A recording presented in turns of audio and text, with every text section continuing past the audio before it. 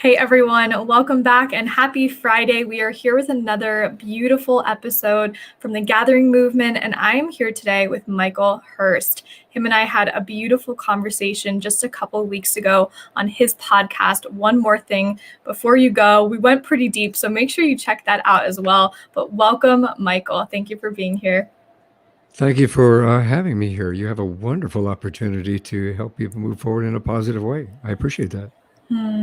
Thank you. Thank you. Yeah, this show was really birthed out of frustration, feeling like the messages being shared online weren't always positive, or maybe in TV, the news weren't always positive. So here we are talking all about empowerment and encouraging others to be really the leader of your life. And I know in my conversation with you just a couple of weeks ago, that was very obvious that this is just what you represent as a person. But I do love to talk about the journey and how we've arrived at the place that we are today. So can you take us back a couple of years and give us behind the scenes of just your journey and your story? Yeah, I'd be happy to. I'm a retired police sergeant, and a number of years ago, I was on the job and I was injured on the job. During that time period, it was very difficult for me to continue in that profession because I was told by 5 doctors I'd be in a wheelchair for the rest of my life. So I went through a lot of ups and downs, a little anger, a little depression, a little denial, a little bit of everything along the way. But in regard to that journey, it took me a while to get where I'm at right now because of all the in-between stuff.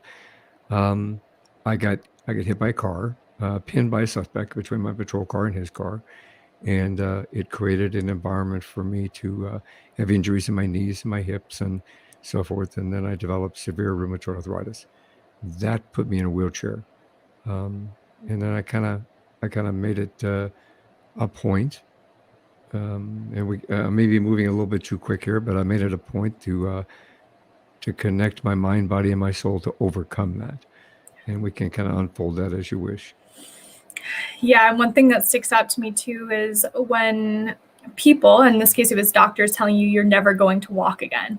And I'm sure hearing that, it's like, oh, what? What are you talking about? So how were you able to have people, numerous people, tell you something and then be able to start to move beyond that? First deal with the trauma of that and then move beyond. Well, to be honest with you, it's kind of one of those, it was a major blow. Number one, because I was a sergeant. It stopped my career. So I had to look at it from several different perspectives. I was in the process of taking the lieutenant's test. Look back on this, every colleague that I worked with or worked under me went on and grew their career. They would become lieutenants, commanders, captains, assistant chiefs, and mine was kind of taken away from me. So when you have a diagnosis like that, when you have somebody tell you that you can't, you have two choices. You can either choose to move forward, or you can choose to sit where you're at and accept what they say. In my particular case, I had several obstacles that I had to overcome. Those obstacles were real. Rheumatoid arthritis that developed was absolutely real. It was a very rapidly moving, devastating disease that put me in a wheelchair, literally. I had to have my wife pick me up without being too blunt, but had to walk me to the bathroom. I had to call her when I'm finished, and she had to come put me back. Now, yes, I have a wonderful family. My wife and my children through this journey have been rock solid. So I need to put that out there. But it coming from an individual that, as a police officer, without sounding egotistical, people look to you in strength, and you look to you to be strong. And in spite of everything that's put there, you have to be the person that they come to. When everybody's running into the chaos, you are running away from the chaos, you're running into the chaos. They depend upon you. So I went from that person, being a father, a husband, a police sergeant that had a team of individuals that depended on me, to having my wife walk me to the bathroom. Was extremely difficult to take. So in the beginning, I was angry, and I was in denial. I was depressed. I went through each step of grief, basically, because I lost. I lost my career. I lost my ability to be, without sounding, ancient. I lost my ability to be a husband, and to be a father. Although I'm still here, it's not going to go anywhere. But what you would can normally consider to be a husband, go to work, do this, take care of the family, a father, play with your girls, take them out to, and we used to play soccer. Couldn't do that anymore. It really it gives you a different perspective on life. Yeah, it sounds also like these types of events make us question our identity, because you had this identity Right. that was wrapped in career, which so many of us do. We have our identities wrapped in our work. And this was a huge unraveling of that had many stages and progressions, and frustration and emotions and Yep. all of it. Well, absolutely. It's a situation that makes you kind of reflect upon your life, reflect on where you came from, where you're at right now, and what you need to do to move forward. So my motivation was, I was always been a healthy guy. I was a vegan before it was really fashionable to be a vegan. If we want to go back, I was doing acupuncture 25 years ago before acupuncture became a thing. So I was always in a mindset of health and fitness and staying ahead of aging. Basically, I used to practice Aikido, and I practice Tai Chi. I've evolved into practicing Qigong now, but all that had been taken away from me. So I had to kind of reevaluate my life, reevaluate my perspective on life and where I was. So once I got out of the anger and the depression and the humility, without being offensive, to no offense to anybody that has been in a wheelchair, because I have full respect, but I made a choice. This catapulted me. My oldest daughter got married, our oldest daughter, and when we paid for the wedding, and I brought her in and I said, look, obviously we're taking care of the wedding. We're going to do this for you, but what do you want? What's your gift? What would you like from us? And my daughter's still emotional for me. Yeah. My daughter says, I want you to walk me down the aisle. So that became my motivation. That became my catapult. That became I'm going to move forward. I'm going to step out of this situation that was given to me and make a valid choice in developing my mind, my body, and my soul, connecting the three of them and walking my daughter down the aisle. Ooh, I remember when we talked about this a little bit after you interviewed me on your show, and it's beyond words. It's beautiful. And something that I think of is a lot of times in the spiritual world, we're taught to find it within ourselves and have us be it. But it sounds like it's also safe for someone else to be our guiding light. In this case, your daughter held you and asked you, hey, can you walk me down the aisle, Dad? And you're like, I will do it for you. So just something I think about. Well, and I would do it for my youngest daughter as well. It's my wife and both my daughters have been like with me rock solid. Like I said earlier, this has been a journey for us. I've been through 7 operations, and going through 7 operations, coming from a time that I was never in the hospital. My wife and I have been married for 32 years this year. And we've been through those ups and downs, and we've been through that struggle. My kids are strong for this. My wife is strong for this. And I am stronger for this because I had to look deep inside myself and I had to forgive myself. I had to forgive myself for which may sound silly, but I had to forgive myself for putting myself in a situation that I allowed myself to get hurt. That held me back for a long time. So that was part of my inner reflection. I had to find my inner voice. I had to take my inner voice and bring it forward. I I just say, I can choose to be happy. I can choose to be sad. I can choose to be active. I can choose to sit in a wheelchair. I can choose to walk my daughter down the aisle, or I can choose to accept what happened to me and roll down the aisle with her. And she gave me the motivation to say, no, I don't want to do this anymore. And it changed my perspective on life, and it allowed me to continue to develop my inner voice and come to a point where now, like with my podcast, One More Thing Before You Go, to think and say that we always have one more thing. There's always one more thing that we can do. There's always one more thing we can accomplish. There's always one more thing we can say. There's always one more thing that we can enhance the world in a positive way. And that's kind of how I came to where I'm at today, and developing my inner voice, my inner peace, actually, understanding, he agrees, she agrees, taking the time to really reflect on what's important in your life, taking the time to go outside, sit on the patio, look at the sky, see how blue it is, look at the clouds, appreciate them, look at the trees, look at the birds, listen to the birds, look at the animals that come into my yard. Stop and smell the roses. Take the time, pause for a minute, because your life is important. In what you do, no matter what you do, like what you do and what I do, no matter what you do, your life has meaning, and it has meaning to not only yourself, but it has meaning to other people. And because of that, you can make a choice to kind of stay positive and move forward. I love all of it. I love it. It's so beautiful. And one thing I'm curious about, because I know after my aunt passed, I wanted support that wasn't my family. I wanted to talk to a therapist. I wanted some type of external person to just guide me back to myself.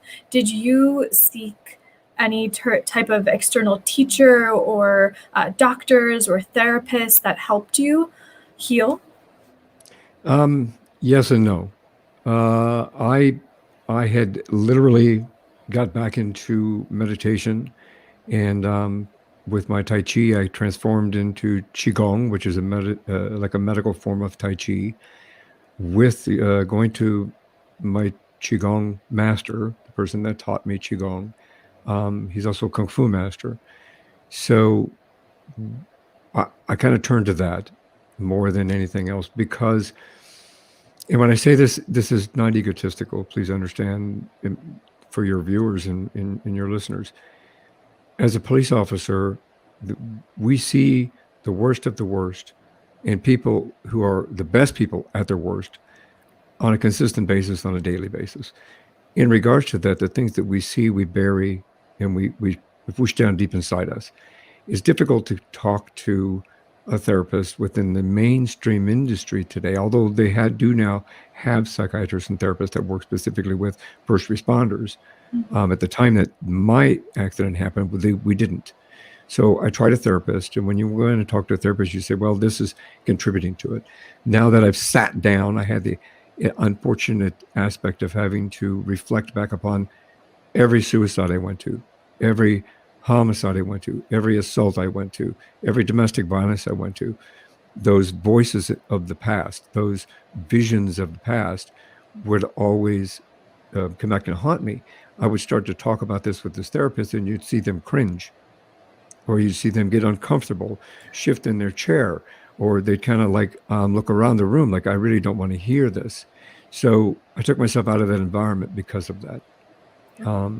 At that time, like I say, nowadays, in present day, 21st century, we do have the opportunity for people with first responders that can go speak to some therapists and psychiatrists that are specific to the industry. And that helps. With my perspective, I had to turn more towards a naturopathic and holistic approach. So I went to meditation. I went to Qigong. I worked with other colleagues of mine, and I talked it out with them. My family, talked it out with them. Communication was a key component of all of this, because you can hold it in. You can be angry. Again, you can be in denial. if you're angry, it hurts. And when it hurts, you can be expressive. You don't need to hide it. But we tend, as parents, as fathers, as husbands, as boyfriends, as girlfriends, as wives, you tend to hide something from somebody because you don't want them to feel it. You don't want them to experience what you're feeling or experiencing. But communication is a valuable gift when you're going through something like what I'm going through, or if you're going through something of your own that's even similar, because we all go through journeys, and we all go through difficult journeys. Each one of our journeys, we have a connection between each one of us, because we're going through a journey that transforms our lives, and it transforms it in different ways. So we have that connection, but each journey is unique to each one of us.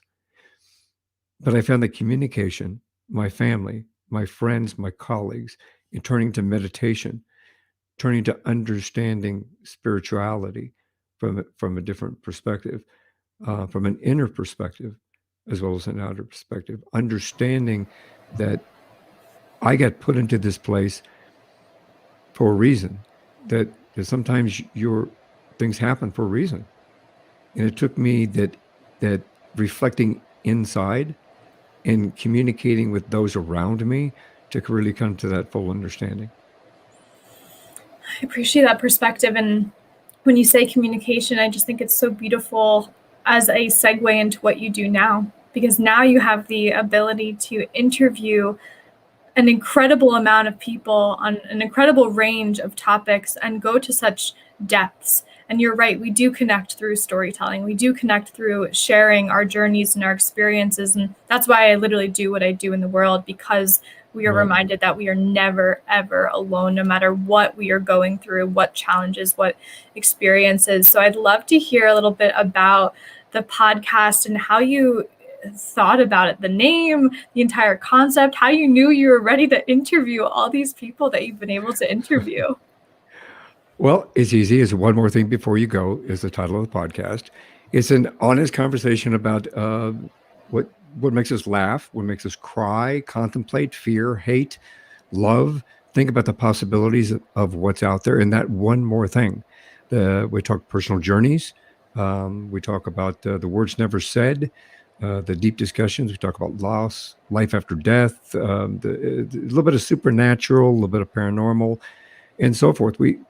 And it all evolved from my journey personally, as well as my journey professionally, because I lost my father at a very young age. I was 17, he was only 39 years old. And it was unexpected because we didn't know he was sick. And he was in a completely different state. So I never had the opportunity to say one more thing to my father. I never had the chance to say, I love you. I never had the chance to say, even now, I look at who I married.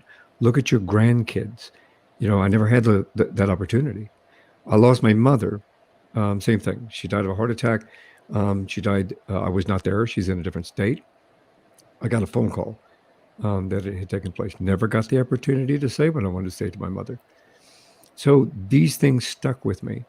And then on the job, I say fortunately and unfortunately, because it's kind of a double-edged sword. I was with individuals that I had the opportunity to be with the individuals that passed, whether it be through an accident or through a violence or whatever the case may be. I got to hold a hand. I got to be with them when they took a last breath.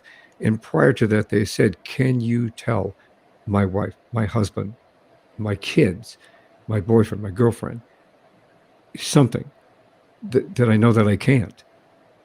So with that, it stuck with me. And I thought, there, one more thing. Everybody's got one more thing to say. And everybody's journey brings them to that. I wish I could have. I wish I would have. I wish I should have. So One More Thing Before You Go started as a documentary in 2011 when I went back to university. I have a master's degree in Interdisciplinary Studies with a focus on digital media and performance. And I created a documentary that used creative arts in order to help people move forward through grief. We used dance, music, art, drama, and they got to do or say the last thing that they never got to do or say with the person they loved before they passed. we recreated those environments for them through artistic expression. When my disease took over and it put me in a wheelchair, as the doctors predicted, I kind of lost momentum with filmmaking. So after quite a while, my wife said, "You love to talk, and you love to share stories, and you love to talk to people who do share stories. So why don't you start a podcast?" And that's where One More Thing Before You Go podcast started. Wow, I don't think I knew that about the documentary as well, and I just think it's so beautiful. And one of the things that you and I spoke about on your show was death, and how this is the thing that we try to shy away from the most, but it's one of the only constants in this world. It's one of the only guarantees that our lives will come to a conclusion one day. Maybe we'll have another incarnation, but that's a conversation for a different day. And I have a question. You've had this experience and opportunity to be with many people as they were leaving this earth. Was there a theme amongst most of those messages that they told you? Most of them was tell my wife, tell my husband, tell my kids I love them. And, that's, I mean, the majority of them were that. Or some of them, I wish I wouldn't have done that. I wish that this wouldn't have happened. The thing that I saw in suicides, unfortunately, were most of and I'm not divulging anybody's personal information when I say this, most of the notes that were left, or the scribbles that were left, basically thought that they didn't mean anything to anybody and that their life didn't count. So the thing that I picked up from all of that, from the times that I was with somebody and the notes during the suicides and things like that, were the regret that they never took the time to say what they wanted to say, or to do what they wanted to do, to take the time to be with the person that they wanted to be with, in many forms. So I would say that, you need to remember to always say, I love you. Don't take it for granted. Don't take little things for granted, because I love you can mean a world of things. I just had a conversation yesterday with an individual that lost her husband unexpectedly. She got a phone call at 3:00 in the morning. She said when she watched him walk, she got out of he got out of the car in the airport, and she watched him walk away in the mirror. And she said, I for some reason, I think I should have said something else to him. And she had that feeling that she didn't follow through on. And at 3:00, then at 3:00 in the morning, 3 days later, she gets a phone call that he passed. And he was in completely different country at the time. So it brought it back to the same thing. Say those words. Talk to the people that you want to talk. Mend the fences that you think are in front of you, with relationships that you thought were gone. Your parents, your grandparents, your kids, your uncles, your aunts, your friends. Reconnect with them. Take the time. They're valuable. Time is valuable. And that in this life, the constant, like you said, we live, we die. It's what we do in between is what really, really, really counts. And the people that we connect with in between are important, and need to make sure that they feel they're important. Social media today has put a stigma on connection, real connection. And, don't just text your parents. Pick up the phone and call them. Don't text your grandparents. Pick up the phone and call them. If you miss your wife, you miss your husband and you're away, pick up the phone and call them. You miss your kids, call them. Take the time. Yeah. Mm. Hope that wasn't too much.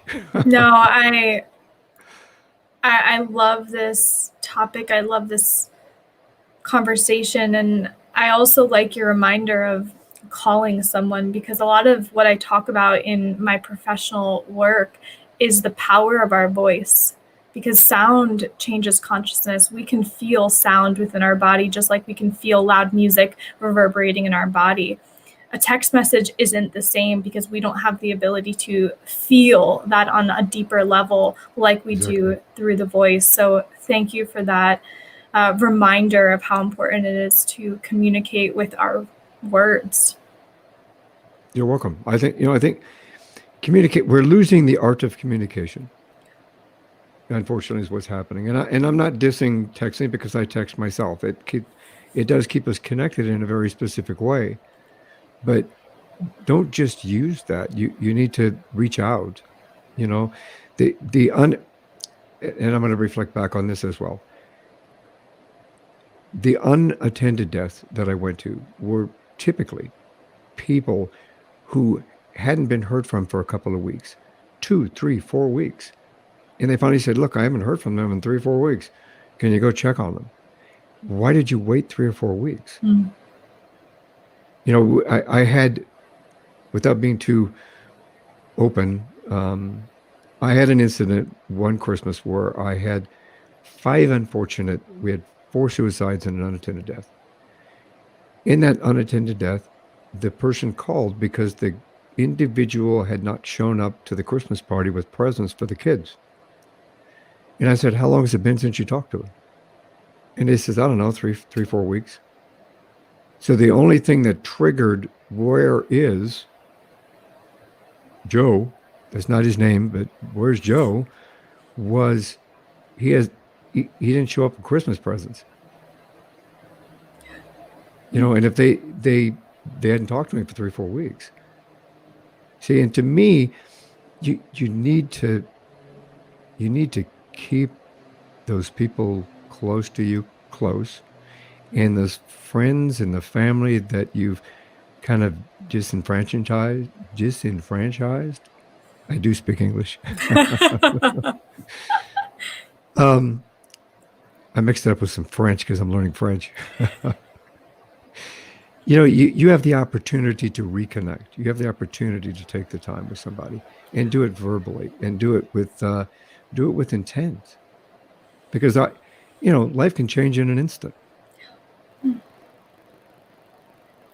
If you were to share one more thing before you go today, what would that be? I would say that if you have something to say to somebody, you have something to do, that there's always time for one more thing. There's always time for that one more word, that one more sentence, that one more thing that you want to do. Take the time to enjoy life. Absolutely beautiful. You must feel this way too, because I know that these conversations for me and people I get to interview, it's healing for us too, as the person who's asking the questions. It's so beautiful, and I feel very, very grateful to have connected with you and to have been able to just hear and learn a little bit more about your story today. So thank you so much, Michael. Thank you. I'm grateful that we have connected as well. And yes, I love sharing stories. I feel that we need to let people know that they're not alone. Absolutely. Absolutely. Absolutely. Well, thank you so much for being here. I'm so deeply grateful. And thank you for everyone who supports this show and just supports the mission of empowering each other through our stories. I hope everyone has a beautiful weekend, and we'll see you next week.